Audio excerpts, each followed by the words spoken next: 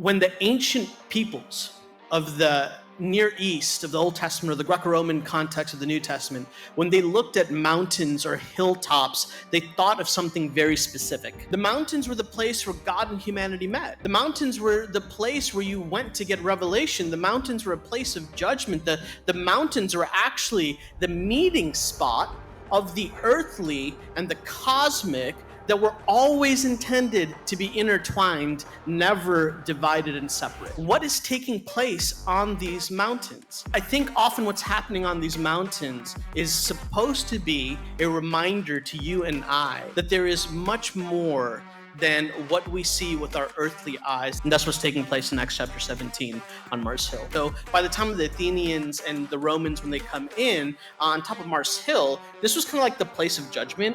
Like if there were trials that had to be dealt with, trials would take place there.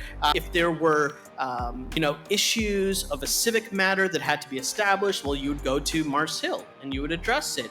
But there's actually a reason why these humans went to Mars Hill to do it.